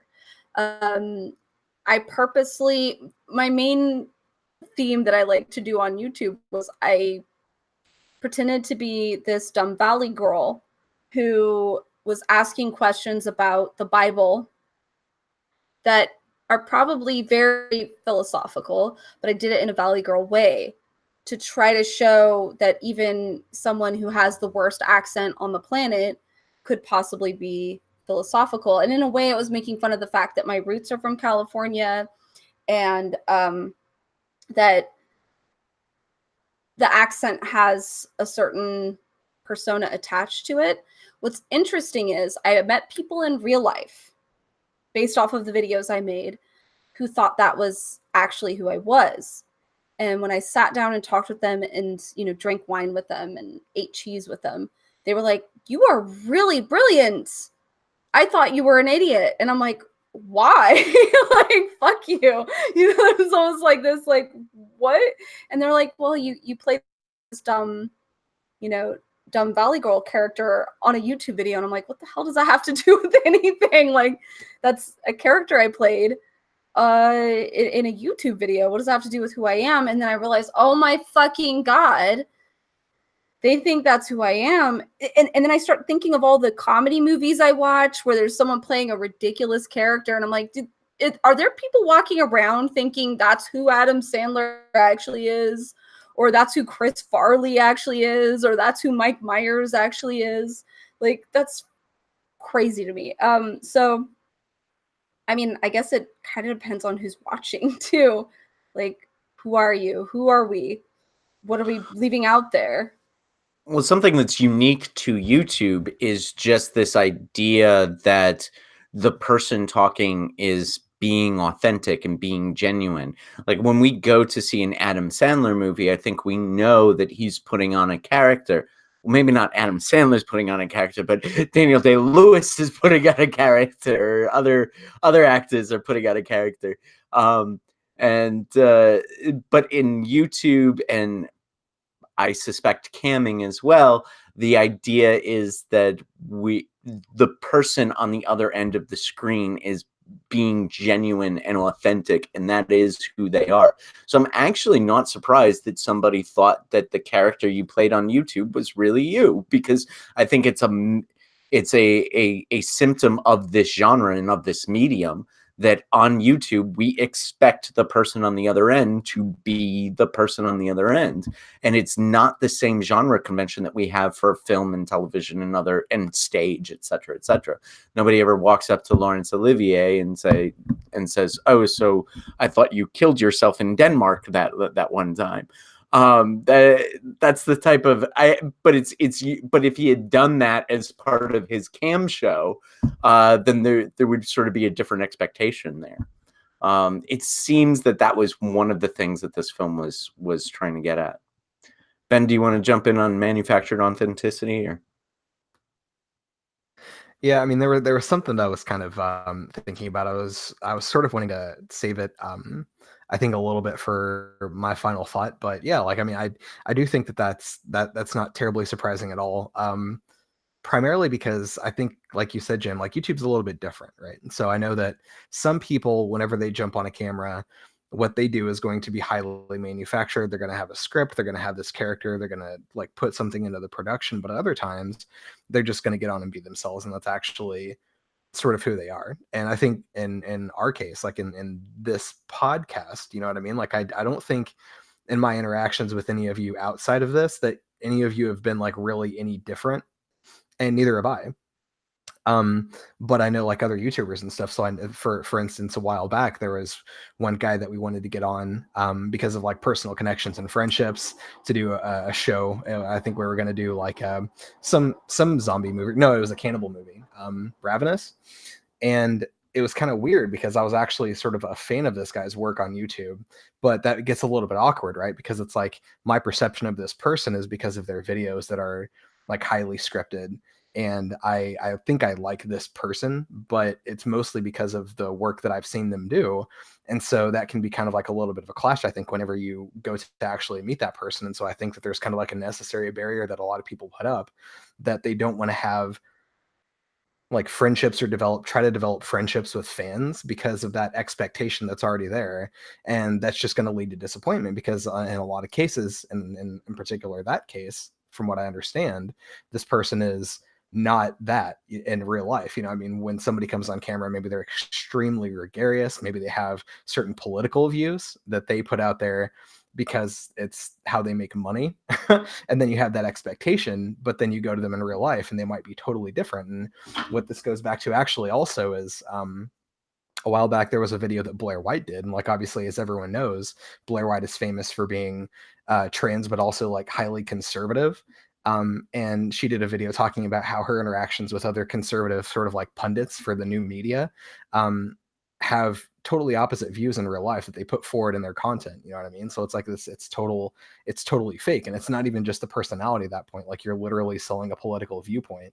And that has like bigger implications, but they're primarily doing it for the money. And yeah, I mean, it's totally fake. And even for her, that became incredibly disappointing because even if she's coming at it perhaps from a very honest perspective, finding out the truth that all of this is totally manufactured for these other content creators, you know, it hits you pretty hard and it can be quite disillusioning.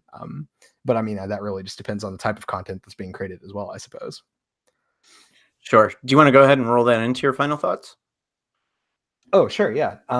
So I guess that what that was really going to tie into, right? So it's like, you know, we have this content creator here, and from my perspective of the movie, it was somebody who became very conflicted about the personality that they had put out, right? Like, and maybe internally they had changed, they had violated what they held to be important. They violated their values, and so that's where that kind of like struggle came from. And I really do think that it's supposed to be analogous for that. Maybe not, but that's kind of like the way I took it. But I think that does directly tie back into this idea that we're talking about manufactured authenticity, right? Because you've invented this persona. It's not even to the extent, it's way beyond what we actually do in our normal lives, obviously. And I want to make that distinction too, because I think that's true for everybody. It's not something that is unique to actors or to people on the internet who make content. We all have these personalities that we put forward in different social contexts, to our friends, to our family, to acquaintances at work. And that perception that they have of us, that's a real version of us. You know, I mean, like that's we're really putting that out there. They have those memories whenever they think about Ben, me, that's the person they're going to think of, is like all the impressions that I've given them in those interactions that were defined by that social context. And so there are lots of different versions of me floating out there. But I think, yeah, like obviously in a world where you're selling a personality like that, or you're selling ideas, and that becomes your livelihood, it takes it to a whole other degree. And I mean, that's something that you probably, I don't know, like, I mean, it can really damage a person's psyche, I think, whenever that goes far enough, or you change enough away from that personality that it just represents nothing about who you really are. And it can be a lot of work to try and maintain that. And I think that represents a lot of the reality of being like a person on YouTube, for instance. And something that you hear a lot about is like burnout, right? So a lot of YouTubers have these videos about creator like burnout or YouTuber burnout, because they make these videos at a regular cadence. They force themselves to do a particular type of content. They don't stray away from that. They found a niche. They found a way to get views and to make their living. And that's what they just keep hitting that note over and over and over again for a very long time, very consistently, and put a lot of effort into it. But it drains you, and it becomes so hard to make yourself do this, and they end up hating it, because it's not really what they want to do. They're not being honest and true to themselves. And so, I mean, in a lesser scale, I think that's kind of like a microcosm or like a real world example of some of the stuff that we're seeing in this film, where, we have this creator of content who is doing things perhaps that go against what she really feels like she should be doing. And so that conflict then creates this turmoil, this inner demon. She sees this person on this website. She can look up her own videos, but it's kind of alien to her now. She's distanced from that identity, and it becomes quite hostile for her. You know what I mean? So anyway, yeah. So I think there's an incredible amount of realism. And that's one of the reasons that I think I'm going to give this a pretty high score, because like, not only is it more interesting than what you might be led to believe just by the title, there are a lot of really interesting commentaries sort of threaded throughout the story here, but it's not just some kind of like made up weird supernatural thing. It really has roots in the real experiences of people who have public personas. So anyway, just to tie this back to a score, I guess, not to drone on too long, I think I'm probably going to have to give this a 3 out of 5. And the reason that it's not going to be higher is because while the content and like the ideas in the movie are incredibly interesting to me, I don't think it's something that we haven't really talked about, the way this film was shot. And like, I guess that's not really the main point for this movie, but it's not like it was shot in such a way that I would find it like that element of the movie like incredibly artistic. I didn't have any like notable points while I was watching this where I was like, man, like that music really helped to elevate the scene to a new height. Obviously some of the sets were really interesting, the colors were really interesting, but I think that was just tied more back to like the environments in which people were doing their acts, right? It wasn't the film itself that was shot in like this incredibly revolutionary way. So that's kind of like a high bar to set, but I do think there's a lot of substance here. I think, yeah, I'm definitely just going to have to leave this at a solid 3 out of 5. I'll go next. Why not? So I've been a public persona now for about 7 years, I guess. I don't know, maybe longer. I don't know. And I met my husband, who was also a public persona, and I don't know. We watched this movie together, and there was times where it struck us as fucked up. Just because of that.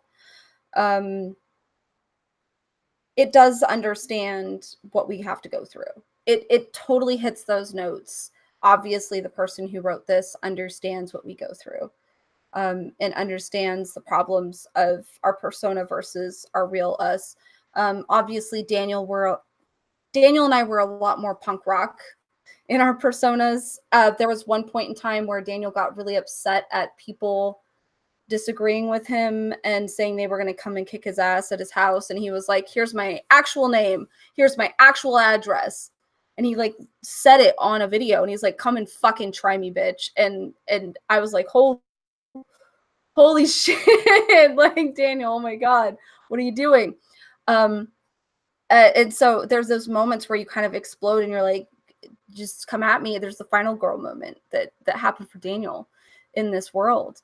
And then he just kind of like cut himself off. He's not even doing anything anymore. I obviously am still out here. And I have not been as rebellious as Daniel, where I'm like, come and fight me. But there's things about this film that speaks to who I am as a person, who I've been for years now. You know, like what I've not made a living as, because like honestly, there's no living doing this shit. But you know, being a person that people take out of context and misrepresent on a daily basis. Yes, I've been that.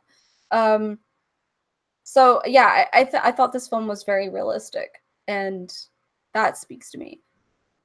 Music, filming, yeah, no, you're right, Ben, is whatever. Nothing exciting to write home about. But yeah, I don't know. I thought this was a cool film. The ending was a little I don't know what the fuck's happening. She's reinventing. Oh, my dog is reinventing himself by shaking right now. You guys heard Brody jingling. But like I don't know, like there's this part of me that's like, oh, there's realism to this, but then there's also a non-realism to it in that someone filmed this in a way that wasn't, it didn't feel realistic. I don't know, there was something that wasn't tangible for it for me. So I feel bad rating it not super high, but it's not super low either. And I didn't like the ending very much. Like, I get what you're saying, Ben, with the reinventing of yourself and all that stuff, but I feel like it didn't answer questions about, is this something, is she gonna recreate herself as a blonde, crooked-nosed girl, and then someone's gonna recreate that, and then she's just gonna have this like constant, is this gonna be a sequel movie where she has to keep fighting whatever persona gets created out of her new persona? Like, I don't know, it seems kind of ridiculous. So yeah, I'm gonna go 3 out of 5 as well. Sorry. But no, I thought it was a solid film to watch, you know. Yeah. Okay. So I mean, I agree with you, Ben, in the sense of when you're talking about the filmmaking and the style of the film. I actually find that our conversation was more interesting and more exciting and more of the insight into the cam world than the film was. And that's in no small part due to our guest, Ivy. Thank you. But when I evaluate this film, I'm evaluating it based upon story structure and how the film works as its own sort of artistic piece. And it seems to me that this was a poorly structured or awkwardly structured movie. It looked like they had 2 acts and they tried to fit it into a 3-act structure, and it didn't fully fit. It was, round peg in a square hole kind of story structure. And I'll base that on a couple conflicts that I don't think are fully resolved. We've already talked about the ending and how we weren't fully sure that conflict had been resolved. We didn't really find out who was the mastermind behind the deep fake that ends up stealing her identity and stealing her views. And I don't necessarily need that to be resolved I need that to be resolved in a more coherent and substantive way than it was. I'm okay with an open ending to a film, but I'm not okay with an open ending to a film that deliberately sets me up for a genre film where there's a mystery and then we figure out the solution to the mystery by the end of the third act. And that's not what this film delivered. It set me up for that, and then it failed to stick the landing on that story structure. I also thought that her relationship with her family was underexplored. That seems to me to be a fundamental aspect of who this character is as a person, and a fundamental aspect of the conflict that's at the heart of this movie. And yet we get precious few scenes with her interacting with her family and how this persona fits into her relationship with her family. I especially am interested in her relationship with her brother. We get only 3 main plot events, 3 main scenes with that, and it's basically setting up them as having a good relationship. She gets outed, and then her brother ignores her.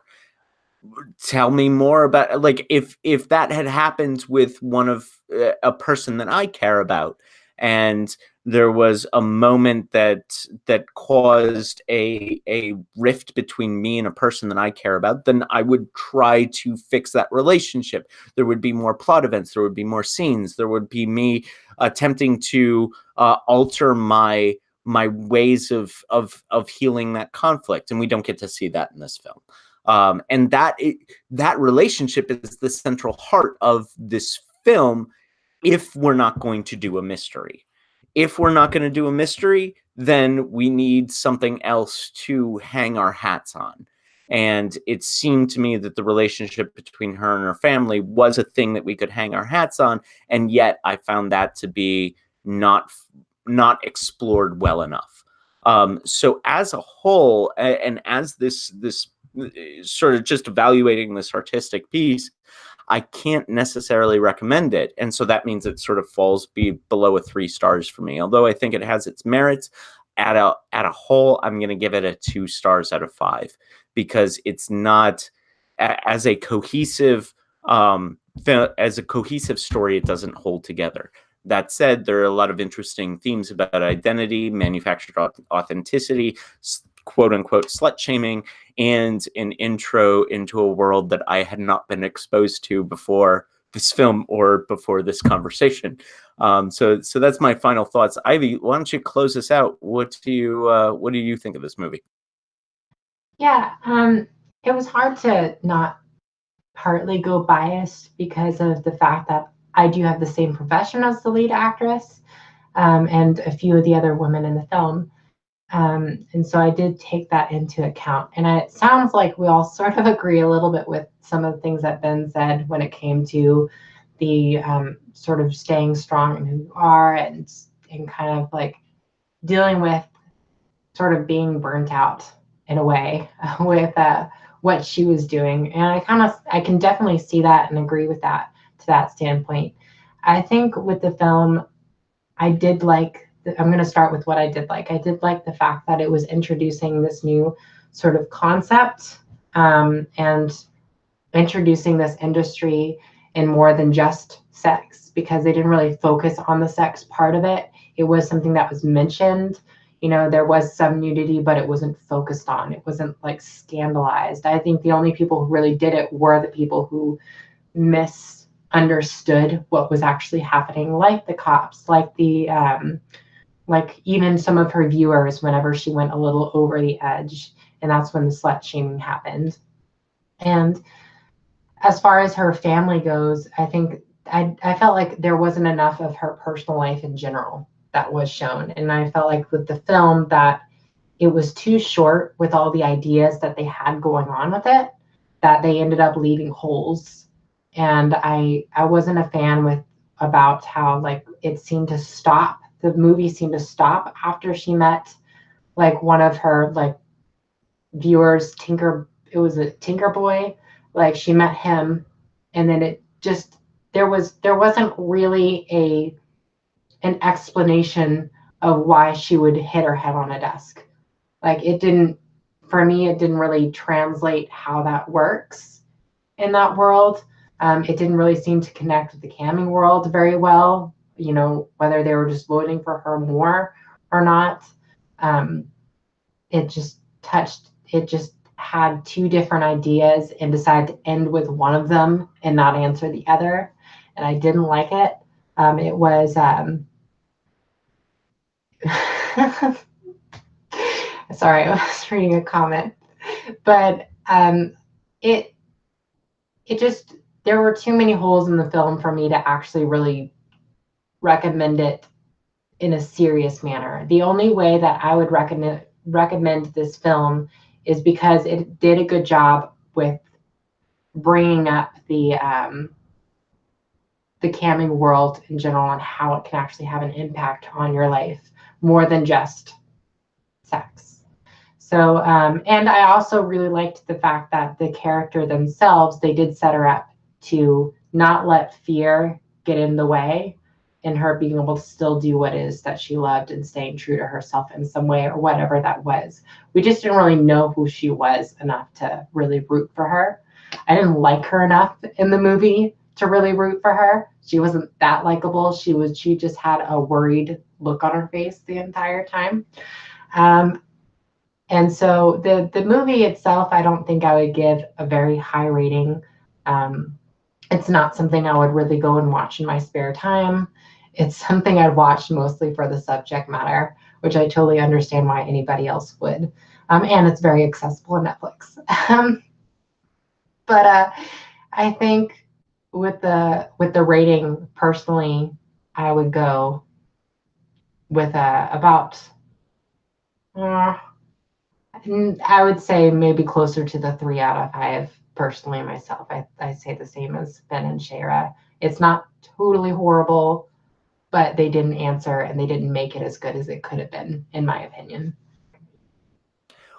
Cool. So my metric, you don't have to take my metric, please. You don't have to take my metric, but my metric is 3 out of 5 is a recommend, and then a 2 anything below a 3 is a non-recommend. So that's and once again, you don't have to take my metric at all, but that's sort of how I think of things. But Ivy, thank you so much for joining us for this. We really appreciate you coming on and talking about the camming world and answering all of my dumb, ignorant questions.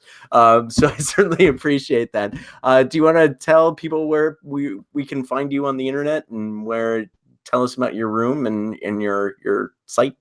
Yeah, absolutely. I mean, it's definitely, if you want to, if you feel comfortable enough to go on the site, it's chatterbait.com. You can look for me. My name is Ivy Stevens if you feel like searching.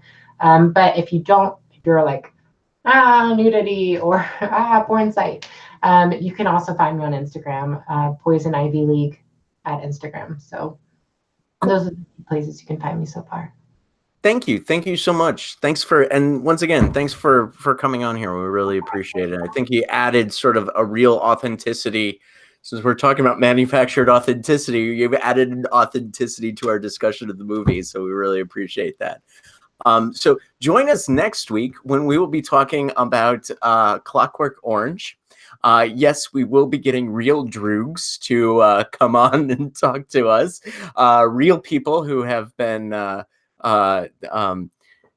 mind controlled by the government. So we'll be sure to have those as our guests next week. Noah will once again be off next week, but I will fill in as your host once again. This is Shayra's Pick, Clockwork Orange. If you enjoyed this video, please give us a like, subscribe, share.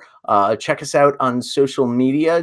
Noah will be absent from the Deadly Analysis Twitter handle for the next couple weeks, but I will be active on my Twitter handle, and we'll sort of keep you up to date on the upcoming schedules of our Deadly Analysis roundtable discussions.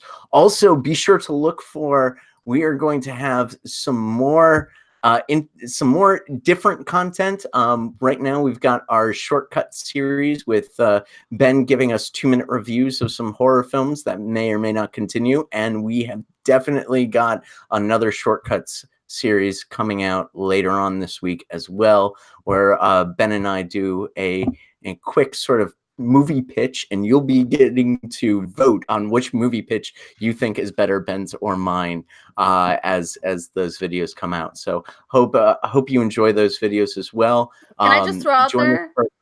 Yeah, go ahead. I know you're doing your spiel, but I did sneak a peek at your guys' video. Yes. It's so good. Okay. Motherfuckers, watch that shit. Watch that shit and vote on that shit. It's fucking good. Like, you guys, I'm serious. What's funny is, okay, right now, the reason why our views are kind of low is because of Game of Thrones, right? Right. And there's a bunch of people that are putting out this poll, and they're angry about how they hate Game of Thrones right now, and they want a new Game of Thrones, and they think they could write it better. And everyone's like, fuck the fans that think they could write it better. Motherfuckers, Ben and Jim will write it better. They will fucking write it better, and they will fucking show you how they will write it better. I don't know about Game of Thrones write it better, but other movies. So watch that shit. That's fucking interesting. I hate the idea that fans can't write it better. You guys could probably write it better. Go vote on our shit. We do. How would we make a movie better? That's going to be our first shortcut series coming out. We've got others as well that we're working on, and those will be rolled out in the next few weeks as well. Thank you so much, Shayra. I'm glad you watched. Do season 8 of Game of Thrones. I bet you guys could write it better. I don't know. Well, is Game of Thrones a horror movie? If not, then, or if it is, then we will be able to has been make pretty it better. horrific. Oh, man. That'll be, watch the internet hate the shit out of out of everybody, really. Like, nothing has inspired more internet hate than Game of Thrones, except for maybe Star Wars: The Last Jedi. So we will see. But that sort of gets into different Anyway, check us out. Next week, we have Clockwork Orange, and we have a few other things coming out. I cannot wait for Clockwork Orange. It's something that nobody else has talked about, so we'll be the first. So that's it. Thank you for joining us on the Deadly Analysis podcast. See you next week.